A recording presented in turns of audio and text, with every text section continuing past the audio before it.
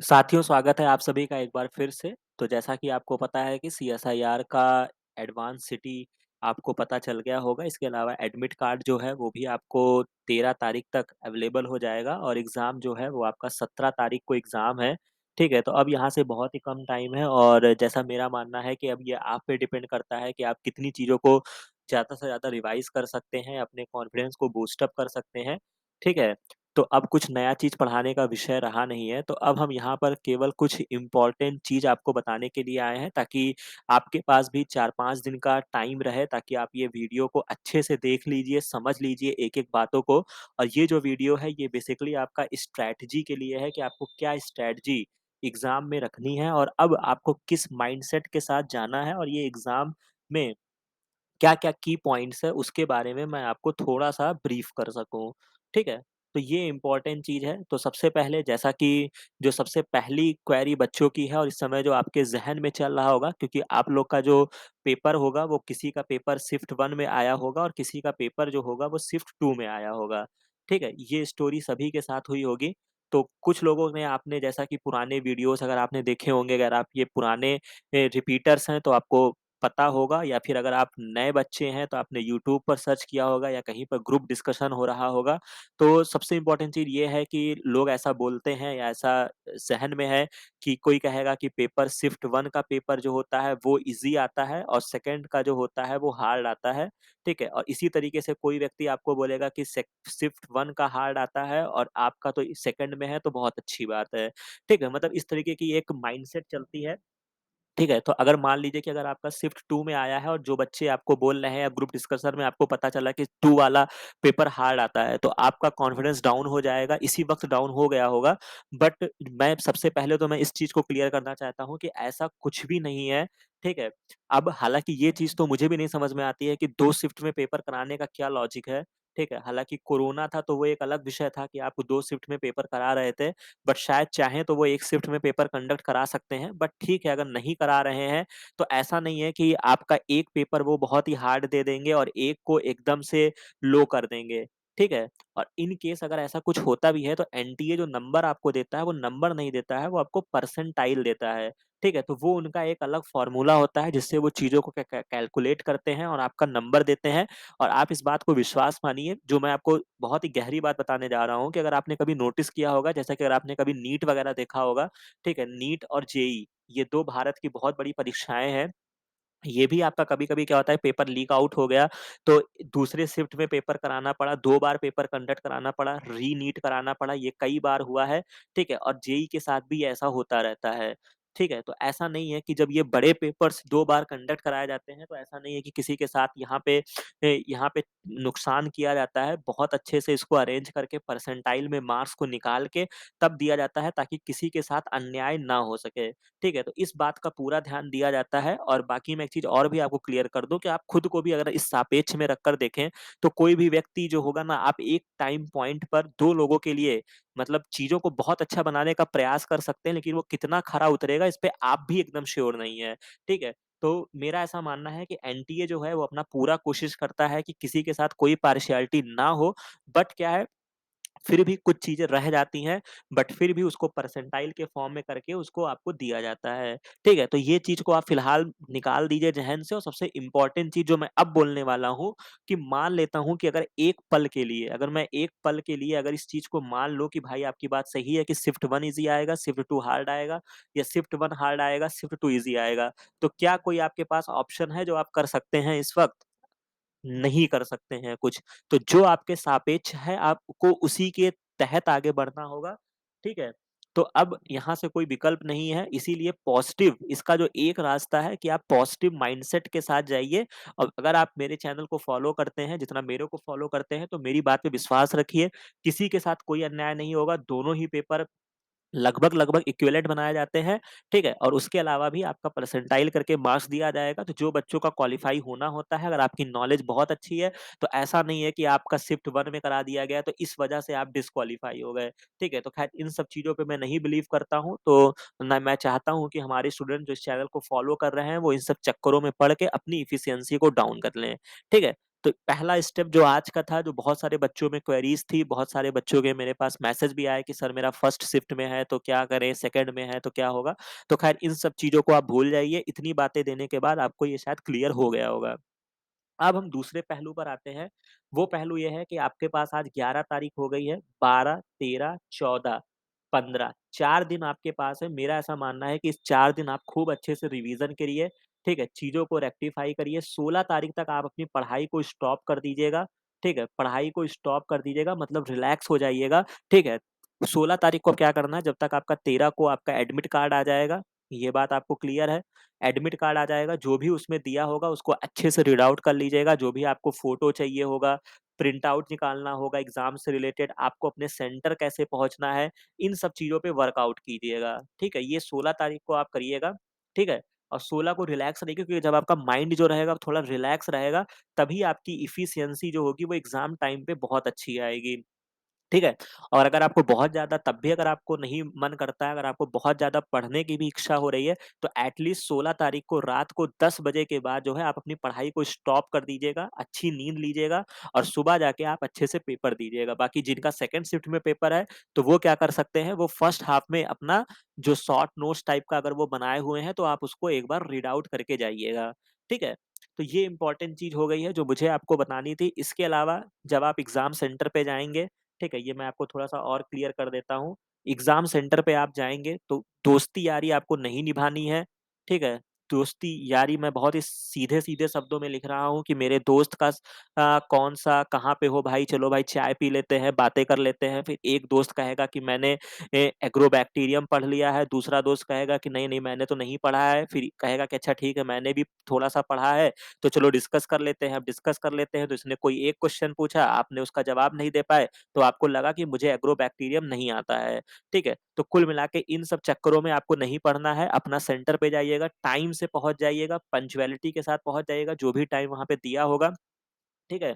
वहाँ पे आप कोई उनके रिश्तेदार नहीं है कि आप मनचाहा कार्य करेंगे कि भाई अगर आपको रिपोर्टिंग टाइम 12:30 की दी है, तो आपको पता है कि नहीं यार 2 बजे से एग्ज़ाम है, लेकिन हम 1 बजे पहुँचेंगे। तो ये सब मत करना क्योंकि लड़ाई-झगड़ा करोगे वहाँ पे सेंटर पे, अपना ही मूड डिस्टर्ब करोगे और सामने वाली एजेंसी है भाई, उसका मन किया अगर आपको नहीं देने देना है क्योंकि जो रिपोर्टिंग टाइम है, आप उसमें कुछ नहीं कर सकते हैं। तो ये सब कार्य मत कीजिएगा, टाइम से सेंटर पे पहुँच जाइएगा, खा पी के जाइएगा ताकि एनर्जी आपकी कम ना हो, ठीक है? उसके अलावा जब आप सेंटर पे पहुँचिए ठीक है? सेंटर पे पहुँचने के बाद अपना देख लीजिए कि भाई वो सेंटर में जो आप पहुँचे हैं, वो क्या एग्ज़ैक्ट वही सेंटर है?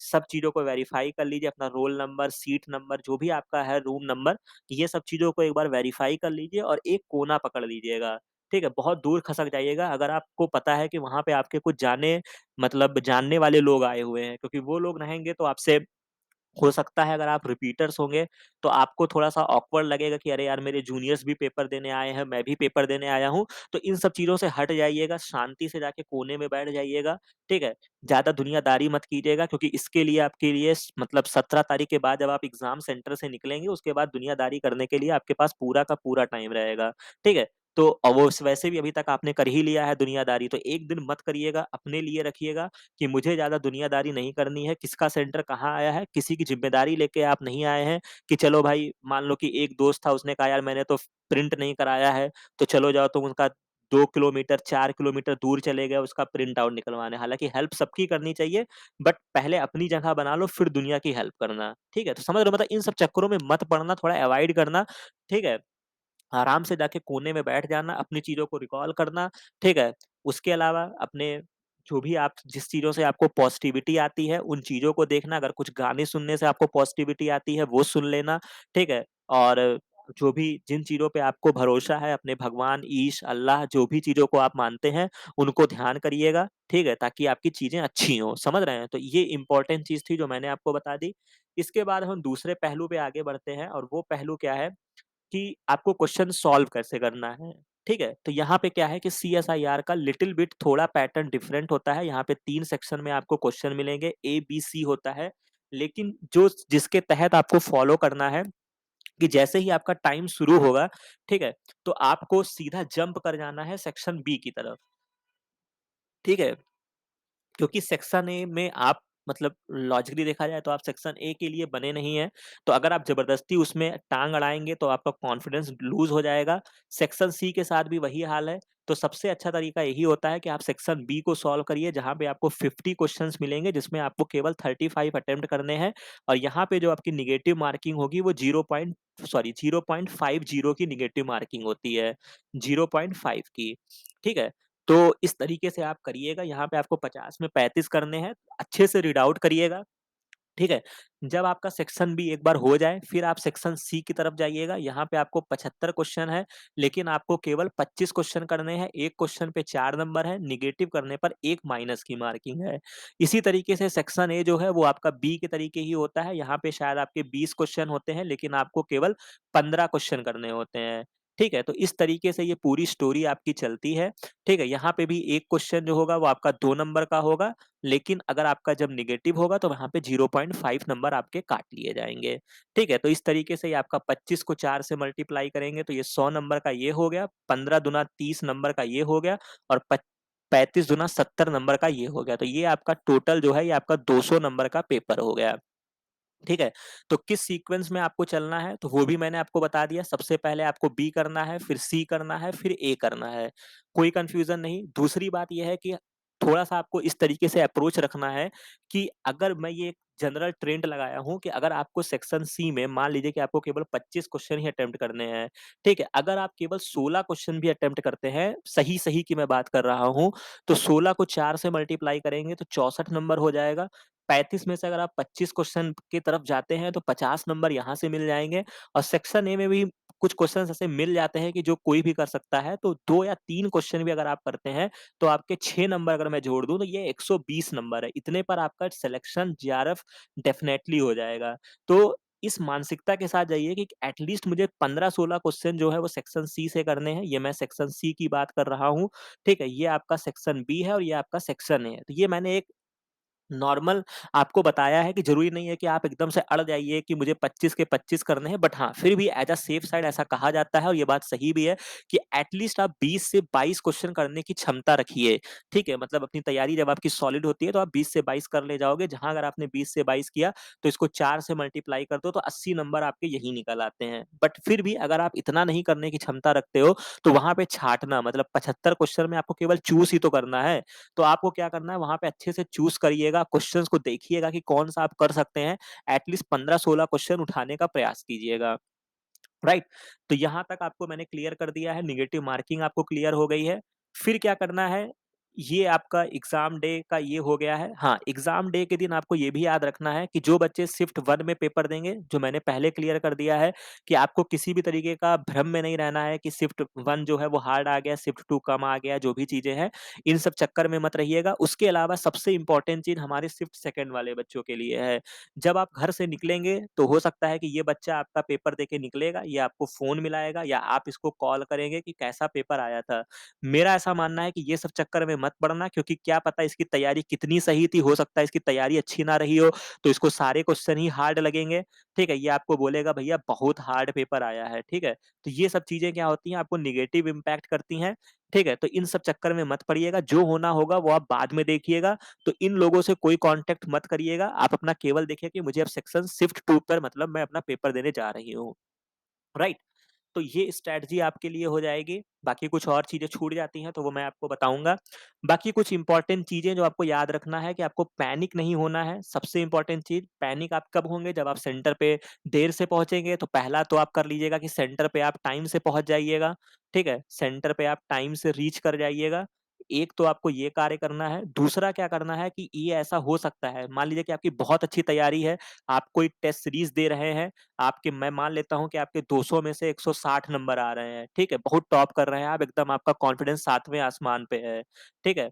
लेकिन क्या है, हो सकता है कि पेपर ऐसा सेट किया गया हो कि लाइन से आपके मान लीजिए कि आपने पेपर खोला, सेक्शन बी खोला और आपको लाइन से 1, 2, 3, 4, 5 क्वेश्चन ऐसे मिले जिनका आंसर आपको नहीं आता है, ठीक है?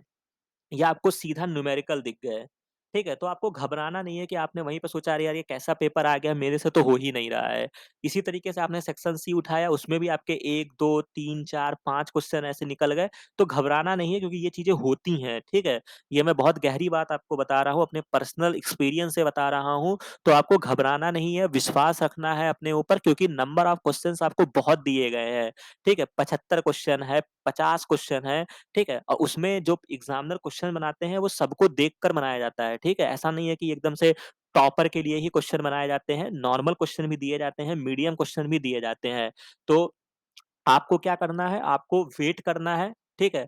वेट करने का तरीका मतलब सिंपल सी मैं एक बात और बता दूँ, जैसे अगर आप क्रिकेट मैच देखते होंगे, तो मान लीजिए कि अगर आप चेस कर रहे हैं, तो ज़रूरी नहीं है कि आप पहले ही ओवर से आपको एग्रेसिव हो जाना है। आपको लास्ट ओवर तक मैच लेकर जाना है। कहने का मतलब है कि आपको सारे पेपर के जो क्वेश्चन्स हैं, मान लीजिए कि ये आप 75 क्वेश्चन तक आपको पहुँचना है, ठीक है? ऐसा नहीं है कि आपने बहुत ज़्यादा टाइम दे दिया या कुछ कर दिया तो आप 75 क्वेश्चन पे नहीं पहुँच पाए और आपने पहले से ही दिमाग सेट कर लिया कि अरे यार ये अब तो पेपर गया मेरे हाथ से। तो ये सब चीज़ें आपको नहीं करनी है और ये चीज़ें होती हैं एग्ज़ाम में। तो पहली चीज़ जो मैंने आपको बताया कि आपको पैनिक नहीं होना है, उसके 2 कारण हो सकते हैं। एक तो आप सेंटर पे टाइम से पहुँच जाएँगे, जिससे आप पैनिक नहीं होंगे, टाइम से अंदर पहुँच जाएँगे। दूसरी इम्पोर्टेंट चीज़ जो आपको रखनी है, वो आपको ये रखनी है कि आपको सारे क्वेश्चन्स देखने हैं। 4-5 क्वेश्चन हो सकते हैं कि आपके ना लगें, लेकिन हमको उसमें जजमेंटल नहीं होना है कि ये पेपर बहुत हार्ड आ गया है या ये पेपर मेरे को नहीं आता है या अपने ऊपर मतलब शक नहीं करना है कि अपने नॉलेज के ऊपर शक नहीं करना है कि अरे यार मेरी पढ़ाई बहुत खराब हुई है। ठीक है? तो एक बात और ये हो गई। दूसरी इम्पोर्टेंट चीज़ अपने नॉलेज प अपने ऊपर भरोसा रखना है और अपने नॉलेज पे भरोसा रखना है, ठीक है? कभी-कभी क्या होता है कि क्वेश्चन्स ऐसे घुमाए जाते हैं, जैसे आपने देखा होगा कि कुछ क्वेश्चन्स ऐसे देते हैं कि आपको लगेगा कि यार इसका बी जो होगा वो करेक्ट आंसर होगा लेकिन सी भी लग रहा है, ठीक है? तो क्या करना है कि जो आपको ज़्यादा करेक्ट लग रहा है आप उस पर जाइएगा, ठीक है? ऐसा नहीं है कि आप अपनी नॉलेज पे मतलब डाउट करने लगे और एक ऑप्शन दिया हो बोथ ऑफ द अबव तो उसको आप टिक कर दीजिए। ऐसा सब कुछ मत करिएगा जिस पे आपको अपने मतलब नॉलेज पे यकीन रखिएगा। नॉलेज पे आपको क्या करना है, आपको यकीन रखना है, ठीक है? अपने नॉलेज पे यकीन रखिएगा कि हाँ भैया मैं जो पढ़ के आया हूँ, मुझे पता है कि हाँ, अगर हिस्टीडीन का फास्फोराइलेशन होता है, तो हिस्टीडीन का फास्फोराइलेशन होता है, ठीक है? तो वहाँ पे आपको कन्फ्यूज़ नहीं होना है।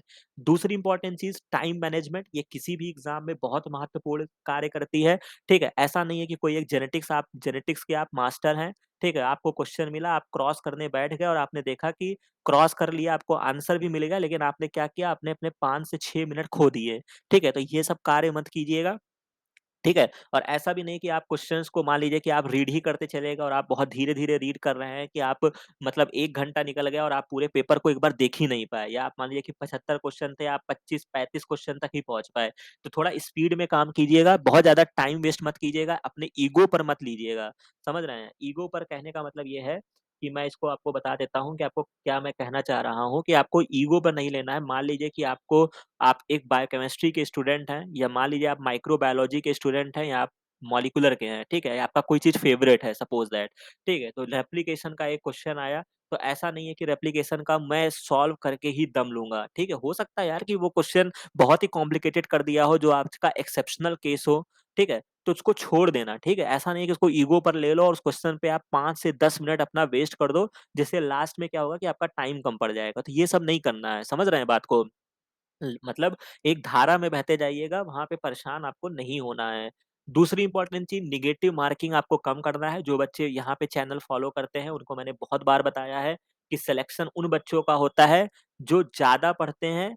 ये एक भ्रम है, ज़्यादा पढ़ते हैं उनका नहीं होता है, मतलब होता है ऐसी बात नहीं है, बट मोस्टली सिलेक्शन उनका होता है जो कम नेगेटिव करते हैं, ठीक है? जो अपनी नेगेटिव क्वेश्चन को मिनिमाइज़ करते हैं, उनका सिलेक्शन होता है, ठीक है? तो इस पहलू पे आपको फ़ोकस रहना है कि अगर आपको डाउट है तो क्वेश्चन मत टिक करिएगा क्योंकि आपके नंबर माइनस हो जाएँगे, ठीक है? तो थोड़ा-सा समझ-बूझ कर आंसर कीजिएगा। कन्फ्यूज़न्स भी होंगे, लेकिन तरीके से आप कार्य करिएगा वहाँ पे, नेगेटिव नहीं करना है। इसके अलावा कैलकुलेटर हो सकता है वहाँ पे आपको दिया हो, इसके रिगार्डिंग मैं उतना श्योर नहीं हूँ, एक बार चेक कर लेना अगर वहाँ पे कैलकुलेटर दिया है, तो कोई भी आपको कैलकुलेशन करना है, मेरा जो समझ है कि एक बार एग्ज़ाम टाइम में होता है, अगर मान लीजिए कि कैलकुलेटर आपको दिया है, तो आपको अगर 15 गुणे 5 अगर आपको 75 पता है, लेकिन एग्ज़ाम में कभी-कभी दिक्कत होती है, तो आप एक बार कैलकुलेटर से 15 गुणे 5 कर लीजिएगा और इस बात को एक्सेप्ट कर लीजिएगा कि हम बायोलॉजी के स्टूडेंट हैं, हमारी थोड़ी-सी गणित कमज़ोर होती है। तो जो भी चीज़ें अगर आपको वहाँ पे पावर वगैरह का दिया है, तो वहाँ पे आप कैलकुलेटर का भरपूर इस्तेमाल कीजिएगा। समझ रहे हैं? मैं एक एग्ज़ाम्पल ले रहा हूँ, इसको अपने ईगो पर मत लीजिएगा कि 15 गुणे 5 क्या सर मुझे नहीं आएगा। बिल्कुल आएगा, लेकिन अब जब सुविधाएँ हैं, तो यार एक बार देख लेना वहाँ पे, ठीक है? या कोई चीज़ डिवाइड करने को कह रहा है, तो आप उसको कैलकुलेटर से डिवाइड करिएगा। समझ रहे हैं? तो ये बातें आपको समझ में आ गई, जिसमें सबसे इम्पोर्टेंट चीज़ जो मैंने आपको बताई कि आपको पैनिक नहीं होना है, ये चीज़ याद रखिएगा, ठीक है? इसके अलावा जो आपको मैंने बताई है कि आपको ट्रस्ट अपने ऊपर रखना है, टाइम मैनेजमेंट करना है, नेगेटिविटी नहीं करना है, कैलकुलेटर यूज़ करना है, ठीक है? तो ये इम्पोर्टेंट इन्फॉर्मेशन आपके लिए हो गई है। इसके अलावा जब आप क्वेश्चन सॉल्व करेंगे, तो सबसे पहला काम आपको करना है कि फर्स्ट राउंड जो आपका चलेगा, आपका जो टारगेट होना चाहिए कि एट लीस्ट, ठीक है? एट लीस्ट आप 2 राउंड पेपर को ज़रूर पढ़ लीजिए, ठीक है? 2 राउंड पेपर को आप पढ़ लीजिए, ठीक है? और कैसे पढ़ पाएँगे? पहला राउंड आपको बहुत तेज़ से पढ़ना है। इसका एम क्या होगा? इसके आपके 2 एम होंगे कि पहला आपको लुक आउट करना है पेपर की तरफ कि आपको एक बार पूरा पेपर देख लेना है कि पेपर मतलब आपको अंदाज़ा लगा लेना है कि ये पेपर आया कैसा है, इसमें कितने क्वेश्चंस जो मेरे करने लायक हैं, ठीक है? और दूसरी इम्पोर्टेंट चीज़ है कि जो आपको 100% श्योर हैं, उसको आप टिक लगा दीजिएगा, ठीक है? तो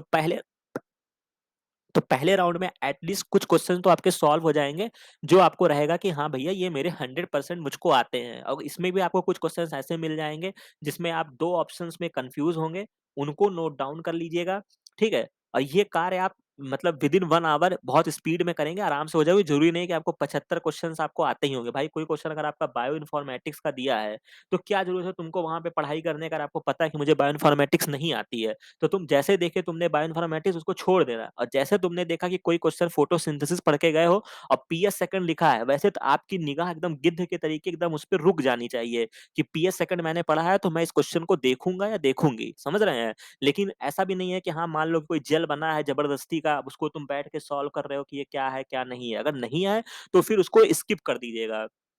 ठीक है? तो पहले राउंड का आपको मैंने बता दिया कि आपको ट्रिक कर लेना है 100% जिस पे आप श्योर होंगे उस पे टिक करेंगे, पेपर को लुक आउट कर लेंगे। फिर उसके बाद जब आप आएँगे उसमें अब आप देखेंगे कि आपको सेकंड राउंड में क्या चीज़ें आप कर सकते हैं। ठीक है? और रही बात सेक्शन ए के लिए, तो जब इतना आप सेक्शन बी और सी करेंगे तो ये अप्रॉक्स आपका 2 घंटे से लेकर 25 मिनट तक आपका चला जाएगा। तो रिमेनिंग जो आपका 45 या 30 मिनट होगा उसमें आप सेक्शन ए को देख लीजिएगा। अगर जो आने वाला होगा कर पाओगे तो कर लोगे, नहीं आएगा तो नहीं कर पाओगे। और सबसे इम्पोर्टेंट चीज़, आपको इंडिविजुअल क्वालीफाई होने के लिए नहीं कहा जा रहा है, आपको ओवरऑल नंबर लाना है, ठीक है? सेक्शन ए में अगर आपके 0 नंबर हैं, अगर आपके सेक्शन बी में सारे नंबर आ जाते हैं, 120 नंबर अगर आपके सेक्शन बी और सी में हो गए, ठीक है? तो भी आप क्वालीफाई कर जाओगे। तो ये सब कोई दिमाग में नहीं रखना है कि हाँ, मुझे सेक्शन ए में करना ही करना है, ठीक है? तो ये सब मिसनॉमर लेके मत जाइएगा। तो एक इम्पोर्टेंट इन्फॉर्मेशन मैंने आपको ये दे दी। उसके अलावा दूसरी सबसे मोस्ट इम्पोर्टेंट चीज़ यहाँ पे ये भी समझ लीजिए कि जब आप वहाँ पे आपको लिखा रहेगा कि कुछ क्वेश्चन्स आपके मान लीजिए ग्रीन हो जाएगा, ठीक है? ग्रीन हो जाएगा अगर आपने उसको टिक कर दिया है, रेड रहेगा जिसको आपने नहीं टिक किया है वो आपका रेड रहेगा, ऐसे रहते हैं ना? फिर आपका ब्लू रहेगा, ब्लू की मार्किंग रहेगी जिसको आपने मतलब सोचा है कि मैं आके इसको देखूँगा, मार्क फॉर रिव्यू, इस तरीके का सीन रहता है, ठीक है? लेकिन अब आपको यहाँ पे चालाकी क्या करनी है, आपको चालाकी ये करनी है कि आपको ये सब कुछ नहीं करना है। आपको जो एक पेपर मिलेगा, आपको एक पेपर तो दिया ही जाएगा एग्ज़ाम हॉल में। उस पेपर में क्या करना है, ऐसे एक सीधा-सा लाइन खींच लेना और मान लो कि जब आप पहले राउंड में पेपर देख रहे हो, तो क्या होता है ना, अगर आप ब्लू मार्क फॉर रिव्यू भी कर देते हो ना, फिर क्या करोगे कि जब आप लौट के आओगे, ऐसा मेरे साथ हुआ है, मैं अपना एक्सपीरियंस बता रहा हूँ, हो सकता है आपके साथ नहीं होता है, तो मत कीजिएगा। तो क्या करना होता है ना कि जब मान लीजिए कि जब आप लास्ट मोमेंट पे जाते हैं और आपने सोचा कि यार इस क्वेश्चन को लौट के आऊँगा, मैं देखूँगा। इस तरीके से बहुत सारे क्वेश्चंस हो जाते हैं, फिर आपको क्या होता है, मान लीजिए कि क्वेश्चंस को आपने टिक किया और एटलीस्ट अगर वो 25 मान लीजिए सेक्शन सी में आपको 25 अटेम्प्ट करने हैं और ये 25 हो गए, रिव्यू को वो जोड़ लेता है कभी-कभी सिस्टम जो होता है। तो वो ये कहेगा कि मान लीजिए कि आपका मन हट गया, मैं सपोज़ दैट मैं एग्ज़ाम्पल दे रहा हूँ, ध्यान से समझिए। सपोज़ दैट क्वेश्चन नंबर 4 था और क्वेश्चन नंबर 8 था। आप दोबारा लौट के आए, पहली बार आपने क्या किया, 4 वाले को क्या कर दिया आपने, ब्लू से टिक कर दिया कि भाई मैं इसको लौट के आऊँगा, देखूँगा। जब आप लौट के आए, आपको लगा कि यार चौथा नंबर वाला तो मुझे नहीं आ रहा है, लेकिन 8वें नंबर वाला आ रहा है। ठीक है? तो ये क्या कहेगा कि पहले आप जाओ क्वेश्चन चौथे वाले को हटाओ। मतलब कि आपने जिसको रिव्यू करने के, क्योंकि वो अल्टीमेटली तो 35 काउंट कर रहा है ना, तो जब तक आप इसको हटाओगे नहीं मतलब, तो कैसे वो इसको ले लेगा? तो इन सब चीज़ों से बचने के लिए आपको क्या करना है, आपको सिंपल सा अपने पेज पर एक मार्क कर लीजिएगा, ठीक है? उस मार्क में आपको जो भी क्वेश्चन आईडी रहेगी, ठीक है? मान लीजिए कि आपको लगा कि यार क्वेश्चन नंबर 24वाँ जो है मैं कर सकता हूँ, मैं दोबारा देखूँगा, मैं इसमें 2 ऑप्शन में कन्फ्यूज़ हूँ। तो 24 लिख लीजिएगा, 26 लिख लीजिएगा, 28 लिख लीजिएगा। इस तरीके से एक साइड में लिख लीजिएगा, ठीक है? और जो आपको टिक हुए रहेंगे केवल उन्हीं को टिक करिएगा। ताकि क्या होगा कि जब आप लौट के आएँगे तो आपको क्या करना है, आपको ढूँढना नहीं होगा, आपको सीधा 26वें क्वेश्चन पे जंप कर जाना है। तो इस तरीके से ढूँढने में भी आसानी होती है और जो आपको हटाने को कहेगा ना कि मान लीजिए कि आपका टोटल 35 क्वेश्चन हो गए तो आपको कहेगा कि पहले जाके हटा के आओ। तो भाई जब हम फर्जी का टिक ही नहीं किए रहेंगे, तो हमारे पास तो चॉइस बची ही रहेगी ना। समझ रहे हैं मेरी बात को? तो इस तरीके से साइड में एक पेपर में अपना लिख लीजिएगा कि हाँ भाई ये क्वेश्चन्स हैं जो मुझे देखने हैं, ठीक है? ताकि आपको जंप करने में भी आसानी होगी और कोई भी ऐसी चीज़ होगी ना उसको नोट डाउन कर लीजिएगा, राइट? फिर दूसरी और एक चीज़ और मैं आपको बता देता हूँ यहाँ पे जो आपके लिए इम्पोर्टेंट बनेगी, वो आपके लिए ये बनेगा कि यहाँ पे मैं एक बार बता देता हूँ, तो इतने पहलू पर तो मेरी बात हो गई आपसे। अब जो यहाँ पे आपको एक चीज़ और ध्यान रखना है कि ये है, ठीक है? 1 सेकंड।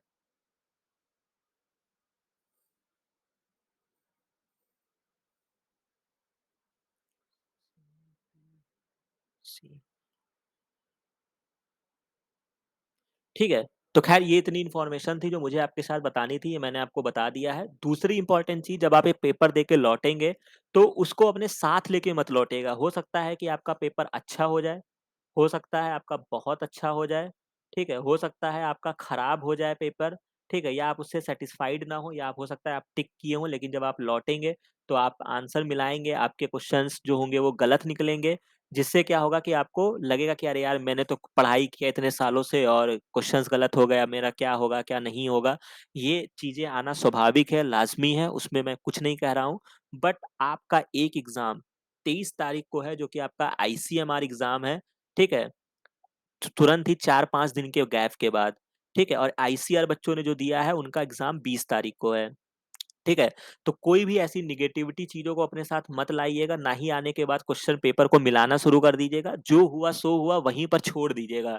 जो भी आपको मिलाना है, जो भी अपने बारे में सोचना है वो आप 23 तारीख के बाद सोचेंगे, ठीक है? तो ये एक इस चीज़ को याद रखिएगा। दूसरी इम्पोर्टेंट चीज़ है एक पेपर जो है वो कभी भी आपकी एबिलिटी को डिसाइड नहीं करता है कि आप कितने काबिल हैं और कितने काबिल नहीं हैं, ठीक है? तो इन चीज़ों के चक्कर में आप मत पड़िएगा कि अपने ऊपर सेल्फ डाउट जब आप करने लगते हैं, वहीं से खेल खराब हो जाता है, ठीक है? तो ये चीज़ आपको नहीं करना है, ठीक है? एक पेपर आपका डिसाइड नहीं करता है, ज़रूरी भी नहीं है कि अगर नॉर्मल बहुत चीज़ों को अगर आप फॉलो करते हैं, अगर आप क्रिकेट देखते हैं, तो अगर आप विराट कोहली को देखते हैं, तो क्या विराट कोहली हर मैच में सेंचुरी मार देते हैं? नहीं मारते हैं, ठीक है? कभी-कभी विराट कोहली 0 पर भी आउट हो जाते हैं, लेकिन इसका ये मतलब नहीं है कि विराट कोहली के अंदर पोटेंशियल नहीं है, ठीक है? तो कुल मिला के हो सकता है कि आपका वो दिन ना सही रहा हो, वो पेपर आपका ना सही रहा हो, लेकिन आपके पास एक अपॉर्च्युनिटी 6 दिन के बाद एक और आने वाली है, जिसमें आप एक बड़ा पेपर देने जा रहे हैं, ठीक है? क्योंकि मैं आपको पहले ही बता चुका हूँ कि आपको जेआरएफ से लेना देना है। अब वो आपको आईसीएमआर दे दे, वो आपको सीएसआईआर दे दे, आपको इससे फ़र्क नहीं पड़ता है, ठीक है? तो आपकी नॉलेज अगर आपने एक अच्छे लय में पढ़ाई की है, ठीक है? अगर आपने एक अच्छे लय में पढ़ाई की है, तो वो आपको यहाँ पे आपका काम कर जाएगा, ठीक है? तो इस वजह से आपको जो भी आपका 17 तारीख को होगा, आपको उस चीज़ को एग्ज़ाम हॉल में छोड़ देना है। इसके बारे में बहुत ज़्यादा डिस्कशन मत कीजिएगा, लौट के आइएगा अपने 1 दिन का रेस्ट करने के बाद अपने पढ़ाई पे वापस से लग जाइएगा क्योंकि 23 तारीख जो होगा, वो आपको डिसाइडिंग होगा कि अब आपका क्या होने वाला है, ठीक है? तो ये इम्पोर्टेंट इन्फॉर्मेशन आपके लिए था, बाकी कुछ और भी चीज़ें मुझे लगेगा, वो मैं आपको बताता जाऊँगा। बाकी अगर आपको किसी भी चीज़ में कोई डाउट आता है, वो भी पूछ लीजिएगा।